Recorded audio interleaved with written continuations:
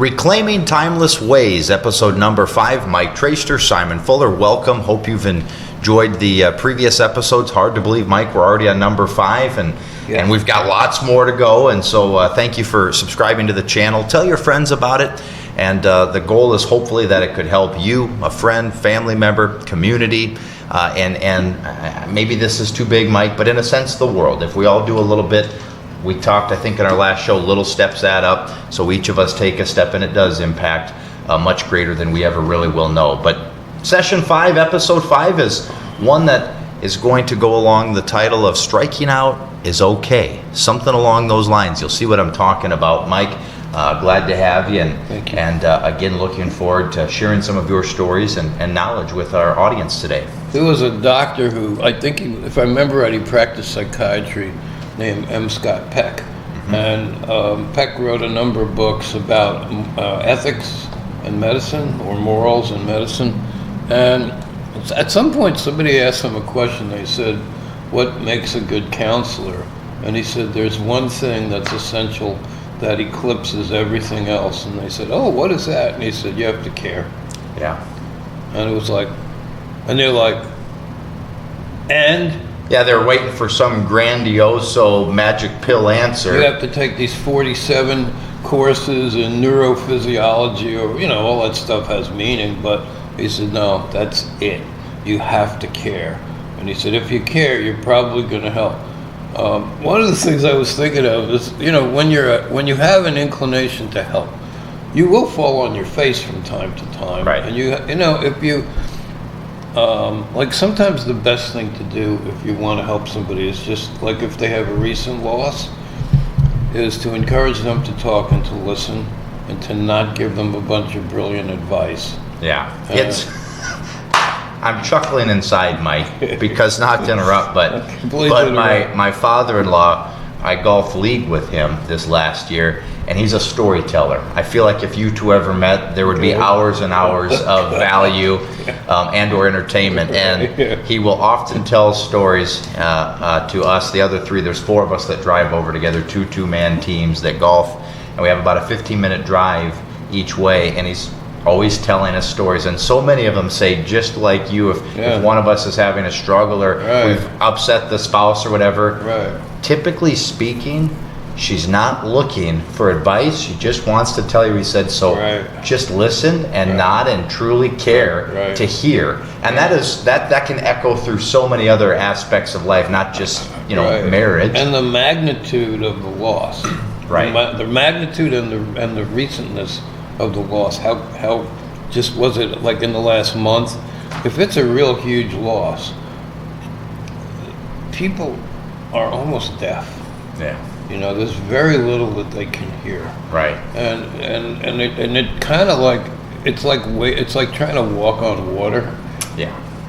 It's just you're doing it out of the goodness of your heart, but it's like trying to plant seeds in the middle of the winter on 6 inches of ice. Right. There's nothing going to get through.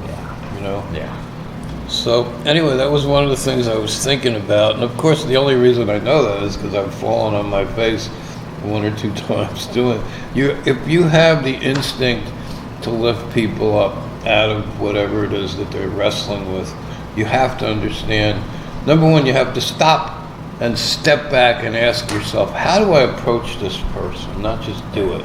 Right. And the other thing is sometimes less is more, depending on how recently they've lost something. Right. Or been betrayed or whatever. So the other thing, and we were mentioning this earlier, is Mickey Mantle and Babe Ruth. Yeah. All this time. Who hasn't heard those 2 names? Right. Oh, wow. Amazing people. I was lucky. I grew up in New York City in the 50s, and I got to see Mantle play. Wow. And I remember he had been on the disabled list for like 6 months or something, a long time. Comes back, first shot, first pitch, boom, gone, like to Mars. And it was just like this guy played crippled for almost his entire 18-year career. Wow. And he did amazing things. But he and Ruth, one of the things they were well known for, and Mantle at least would laugh about himself, I think Ruth did too, was they struck out almost as many times as almost anyone in their day. Right. And it was because they were willing to fail. That was one of the, it's not the only essential components, but it was one of the components that, and they didn't stay stuck in it. It's like, oh, I failed, you know, I'm going to lay down in the mud puddle and cry forever or quit. They kept swinging. They swung again. They stepped back up to the plate. Right. What did I do? Did I put my feet in the right position? I have my bat too far back. Right. And my swinging level, you know, whatever those 10 or 20 things are. You know, am I using my legs or am I just swinging from my shoulders? You know, all that stuff. And they were brilliant, just brilliant. But they failed a lot. And they didn't sit around in a puddle of shame. They moved on. Yeah. So, you know, one of the things that I hope for is that in each of these 30 or 40-minute segments, if we converse about something that lasts 1 minute, that has meaning to somebody, that they'll just make a mental or a written note for themselves or somebody else. Right. They don't have to absorb the whole 30 minutes. If they get one thing and it helps them or somebody else, that's wonderful. Right. You know, so I think that's really important. And you know, we talk about titans of a major sport, you know, America's pastime, baseball, and that's just an analogy, Mike. I mean, we all, you know, their goal were to be the best in that, but it could be maybe you want to own a business, and maybe or your first home, or whatever your goal is. Maybe it's just to get through this week. But whatever it is that is going on in your world, when we talk about these folks, these titans of the industry, or I think Walt Disney comes to mind when you're talking about, you know, big names that failed a lot before they had successes, or failed along the way, I should say, as they had these successes. There's another story, a great story to look into. Far from just succeeding day one, a ton of failures, bankruptcies, and just a lot of times it would be easy for me or anybody to say, wow, you know, I'm checked out, I'm folding it up. But the key is to get back up, swing again, or go after it again, and or if you notice somebody else in that arena right now, Mike, that might be struggling and might be down, you know, help encourage him as such, because there are a lot of people, including myself, that have failed. You mentioned you failed along the way. It's okay to fail. Plenty of failures. And that's okay. I was telling somebody a story one day about some stuff that happened to me when I was a nurse.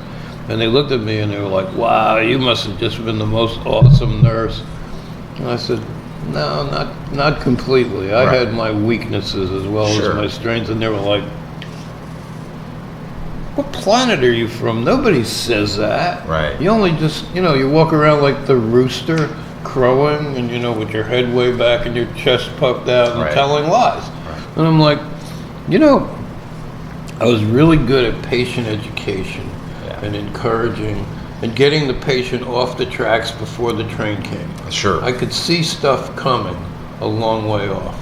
And now, as far as doing like huge volume of patient care in a rapid period of time, I was weak forever. Yeah. You know, I was like a one-armed waiter. Yeah. Just no good at it, you know, and it wasn't going to change. Yeah. You know. Yeah. So that led me to this little thing I jotted down. It's a conversation I had with a pastor once who eventually ruined himself because of his behaviors. But I knew that there was somebody in the church who was suffering, and I want to talk to him about it. And he's in his office just strutting around and being important and inflating himself. And I looked at him and I said, you know, if you want to help people, you have to do two things that are very hard to do. And he's like, well, what are they? And I said, you have to be appropriately transparent and appropriately vulnerable. Yeah. You know, not perfect. Right. Which gets back to, oh, you must have been an awesome nurse. No, I'm sorry. So I did the best I could. Your intentions were right. Yeah. But it's okay to not be perfect. Oh, and I left the job once because the volume was too high and I couldn't do the job properly. And I said, I talked to my boss and she said, we love having you here. how much time do you need for us to help you? And I said, you will never help me to be able to do this kind of nursing. Right. I think they were understaffed. They're wonderful people, but their staffing ethics were not good. Sure. And there were a few people who could do it, you know? Right. And I think a bunch of people came and went who Right. couldn't, you know? And I was definitely one of the ones that could not. Sure. So I left. Sure. I got a great reference, which was wonderful. No, I'm not sure I deserved it, but I got it. And I moved along. And so that was those, you know, I had my strengths and I had my weaknesses. I think one of the other things about that job is I couldn't really use my strengths. We were so busy doing high volume, just pill pushing, that we really couldn't sit with patients and help them. Right. You know, so we were maintaining people, like we were doing oil changes and tire rotations and Sure. nothing else. Right. You know, but so the whole thing about being transparent and vulnerable, a lot of times we get trapped. We see people, and in our mind, unconsciously, in our deep memories, we see somebody that has some traits that remind us of somebody that we cared about in the past. Mm-hmm. They might not have been a good person in some ways, Sure. but those traits, it might be something like how they raise one eyebrow, Right. you know, or just how they sit quietly, or whatever it is, right? Sure. So we feel unconsciously like we know this person. We don't, Right. but we think we do because of this trait. This trait, the color of that trait fills up the whole page. That right? defines them in your mind. Yeah. Right, your experience. Right. And so we start making up stories, and in our mind we tell ourselves that this trait is the whole person, Right. and it isn't.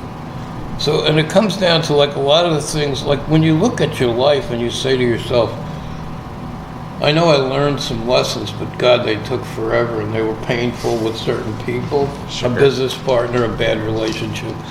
And it's kind of like, you hear people say this, this is one of the things I want to challenge, and it's like, it's spoken often. And that is, he changed. No, I don't think so. Yeah. I don't think that people typically change all that much unless something catastrophic happens Right. to them. Right. Right? Like they get hit by a truck and then they're a different person. You know? Right. But mostly I think that people don't change. What happens is they slowly become visible. Sure. And we think they change because they were hidden. They're charming, you know.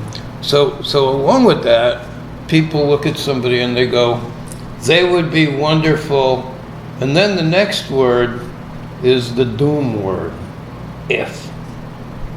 Well, when you say somebody would be wonderful if, or if only, what you're saying is they ain't wonderful at all. Right. They're saying they're a nightmare.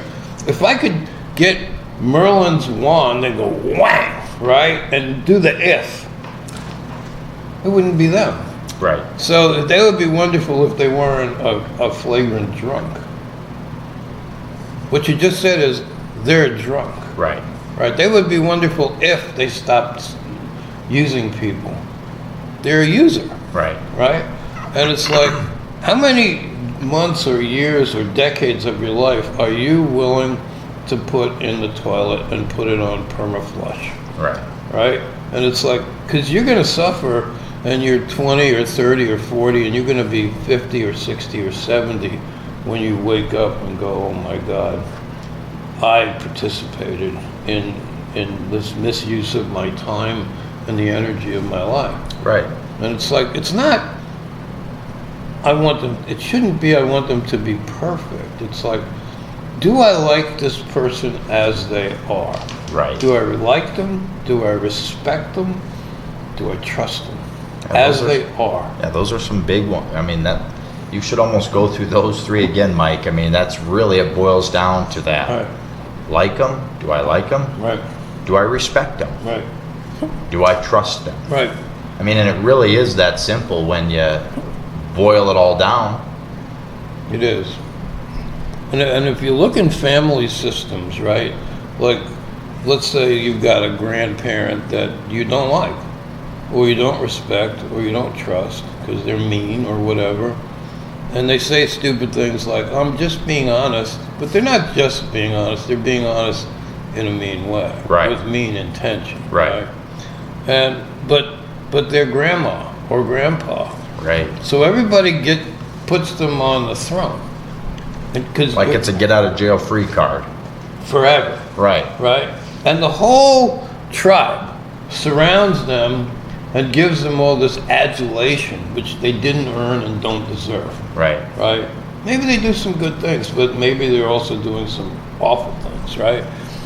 So they are members of what I call the good old boy system, Sure. right? They're like the crown prince or princess of good old boy, grandma or grandpa. And like you said, they can do no wrong, except they do wrong, Right. But if you say it, you just broke one of the golden rules. Yeah. And now you're out.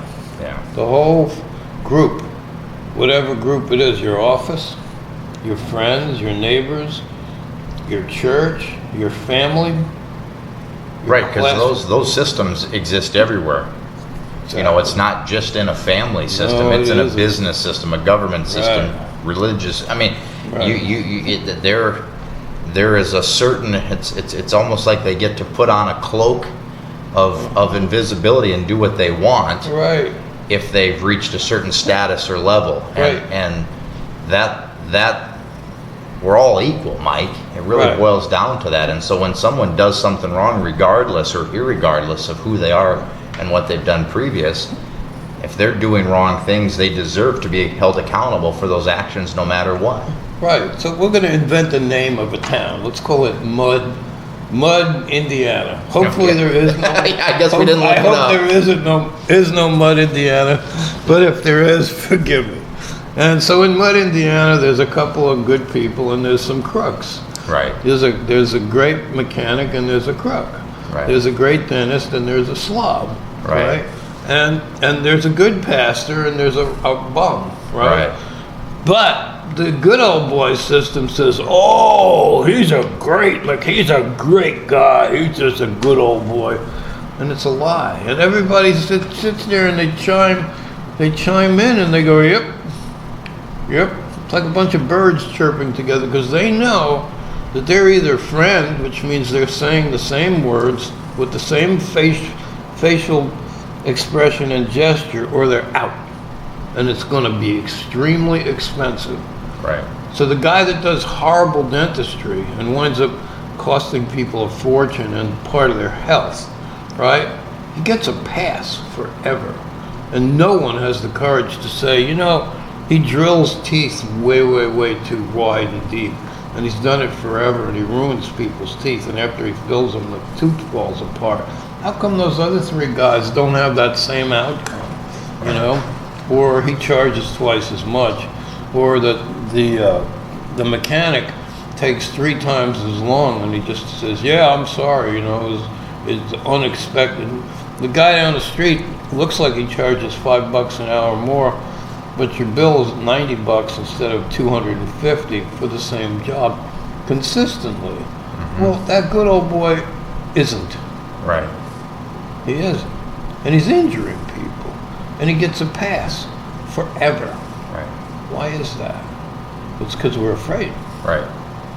We are afraid. Right. And because we're afraid, we get bad doctors, bad dentists, bad teachers, horrendous school boards, you know, that allow school systems or create, you know, ideologies in school systems that make children crazy.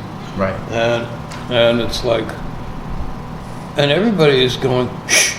That's the operant word. Shh. If you can make that like the letters on the side of the hill in Hollywood, like those 50-foot letters, right? That's like one of the huge structural flaws in group Right. behavior, Right. So nobody's being honest. Nobody's being vulnerable, right? Transparent, honest. We're not, and it's like, who was the first person that said, well, who am I? Am I my brother's keeper? the first guy that said that just whacked his brother on the head and killed him. Yeah. You know, it was Cain. And but of course the witness that he was talking to knew. Yeah. But so on some level, when we lie through silence, it's known.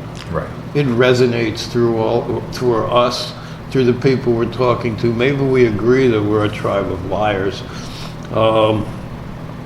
Actually, that guy Scott Peck, if I remember right, I think one of the titles of one of his other books was "People of the Lie." Whoa, you know, and these are books I read, I don't know, 20, 30 years ago, so I can't really quote them anymore.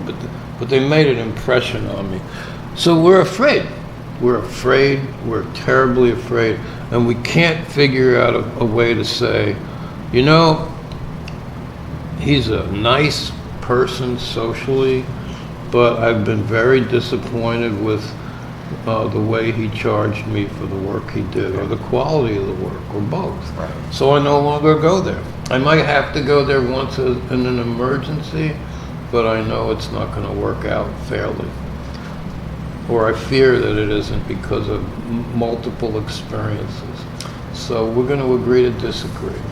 And by keeping silent, unfortunately, when you said, am I my brother's keeper? Well, in a sense, we are one another's keepers. And when you are silent and don't tell the next person, then they suffer the same consequence, and therefore you have some liability to that.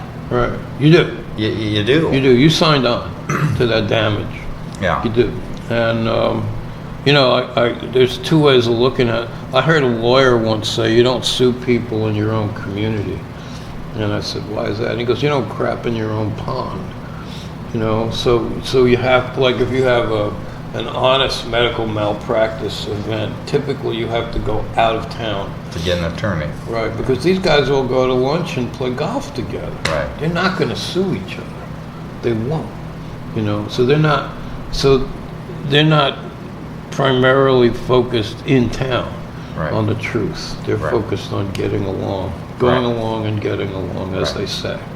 You know, so then the question is, okay, so if I keep silent and this guy builds bad houses, and somebody's house has a horrendous leak, true story, and so the house gets full of black mold, true story, and then they wind up with some multiple illnesses, and they have to go bankrupt, and the house gets destroyed, and all these things, and there's bankers involved who know what's going on, and everybody else is like, yep, great guy, builds beautiful houses.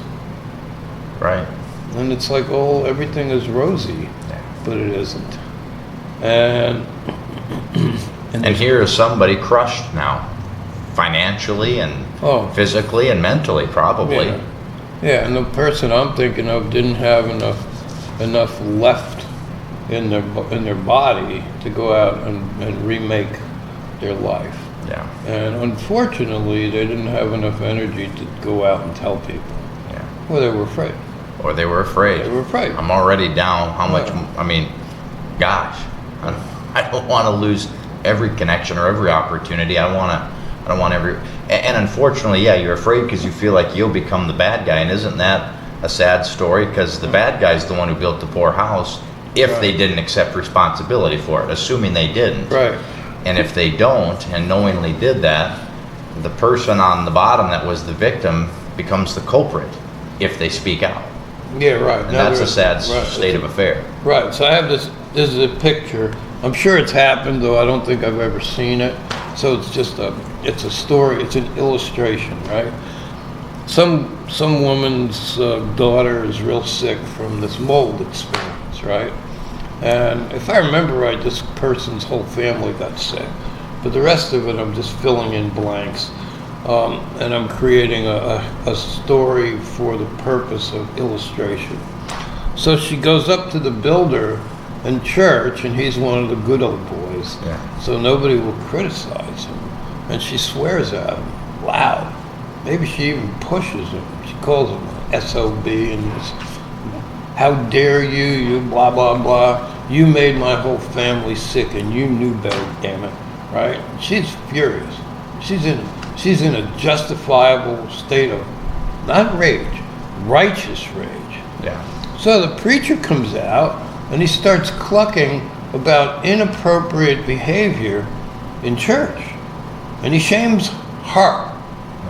This guy, we're sorry this happened to our brother, and they should resolve their differences in a civil manner, which means, to smooth everything over and make nice. Right. But not fix the underlying problem. So she's injured, her family is injured, she's financially injured, they're all sick, and now she's socially shamed because the provocateur generally gets away with it. Yeah. Right? And the victim, they're the ones that get punished if they strike back. Right. Right? When they've been pushed too hard, too far, and too many times. And it's like, what's wrong with people? Why do we do that? But that's because of that friend or foe posturing, all those signals that give us honorable membership. And when we cross those lines and we become impolite, we become visible and honest, and everybody goes, "Oh, woo, I put my raincoat on. I don't want to be around them. They're going to make me look bad." Yeah. I'm going to lose anybody that sees me associate with them. They're going to shun me. Yeah. So how much does that cost? Yeah, that is a good question, Mike. Right. That is the question. I mean, we kind of started the episode talking about, failures and striking out, and it's okay, and we've taken it even a little deeper in my mind and talked about an underlying issue that exists in a lot of places. You said family, business, just social. Everywhere you look, there is some form of what we're talking about. An individual that we know has done wrong, could do wrong, and we are afraid to say something because of a friendship. I've got a business relationship. I don't want to lose that income, or I've got whatever it might be. The cost is, there's a cost somewhere. Oh, yeah. And you've deemed that cost more It's too of a high. loss Right. than to speak up and say, hey, Right. this isn't right. That isn't right. Right. You need to make it right. Right. It's very hard to do. Very hard to do, but very important when we It's talk. expensive. Right. When we talk about this whole show and what we're trying to accomplish through this series of reclaiming the timeless ways, it's a cost we really. It's okay if you don't act in that moment, but you should really sit back, think about it, and think beyond the today costs. Not just about yourself, but Right. the individuals that are being impacted too. Because oftentimes, I would argue, and this is a general statement, that the cost is greater if not saying something. Much greater. It can be astronomical. It really can. I had a kid that was a patient of mine in a psych facility, and everyone was afraid of his psychiatrist for good reason. He was a very damaged, very disturbed, and destructive human being. And I remember the kid's dad came up to me one day, and his dad was about 6'9", literally. Big guy. Huge man and immense, and he looked at me and he goes, "Well, Mike, my boy is," I'm not going to say names, "my boy's doing so much better, and we got word from the doctor that he's doing all this and that and making all these strides." And I'm looking at him and I'm like, did I just step into a cartoon? Right. Your boy is dangerously depressed and he's getting worse. And I'm like, my mouth must have been hanging open. And I'll never forget, I looked at him and I'm like, what the hell do I say to this guy? Right. This is nuts. I'm terrified for this young kid, right? And I think he had been molested in his middle teens and slowly lost his mind over the shame of it. Yeah. And anyway, I looked at his dad and I said to him, "I know you love your son." And I'm like, I'm scrambling for the right words. Right. How do I say this? I know you love your son, and I know that you want to, I'm paraphrasing, that you want these things to be true. But because he's your son, you need to know that they're true. Yeah. And he looks at me and he stops. And he just, somebody just brings their eyebrows down and they focus in on you. And you have 100% of their attention. And he goes, "You're saying something here, aren't you?" I said, "Yeah, I am." And he goes, "Can you meet us for dinner tonight?" And I said, "You name the place and I'll be there." So I met them. We had an honest conversation. This guy didn't do any counseling with this kid, and he wrote down an hour every day. He literally would knock on the window and say, I want to give him a new name, and say, "Billy, how are you?" in a locked room, right? Billy was locked up because he was a danger to himself and others. "I'm all right." Said, "Anything new to discuss today?" "No." "Are you sure?" "Yep." Psychotherapy, 1 hour. "See you tomorrow." Every day, 6 weeks. What do you call that? Theft. Theft? Yes. The list goes. It's like it's medical malpractice. Right. It's malice. It's Right. theft. It's inpatient endangerment. Right. It's fraud. Right. Right. It's all of that. It's abuse of a minor. This kid was 17 years old, and it's like, if you were that kid's father, you'd want to introduce the guy's head to the bumper of a car in a parking lot, Right. repeatedly. You would, Right. right? No question. Right. This guy's murdering his son, and by his malicious indifference. And you have to think about those two words. Malice is something. Indifference is something. When the two come together, and you have a person who's like unquestionable in their authority, and then they are in that state, they're deadly dangerous. Yeah. So we talked about it, and I didn't leave anything unspoken. And they came in and fired the guy, and of course it cost me because the management in the hospital knew I was the only person. Now this is a tragic situation. Here's this young boy, this young life. He's like a junior or a senior in high school. He has 60, 70, 80 years of living ahead of him, and he's right on the edge of suicide, right? And this guy is pushing him through his malicious neglect and indifference towards that, right? What do? Do you let him? Because you have the old saying, and you hear this spoken in great cowardice as though it's wisdom. Well, you got to pick your battles. Right. Really? What if that was your kid? Right. I'd kill him. Right. Oh, you got a double standard there, Jack, don't Right. you? Hmm? Let's talk about something else. Right? Right, because until it hits home, they don't think of it that way. They won't. They Right. won't say, "Oh, it won't be me. I'm gonna just keep getting lucky." This Russian roulette game. There's 100 cartridges in the cylinder, so it'll never Right. hit us. Right. But it does. Yeah. It does. So the guy got fired from that family, and the kid hopefully had a better chance of life, and I moved on and did something else. I understand that the family did sue that guy, and I don't know what the outcome was because I never was privy to it. But the point is, Mike, you did say something in a moment where you had a lot to lose, and that's tough. That's a greater example of it, and there's smaller examples that probably exist in your world that you can think of right now.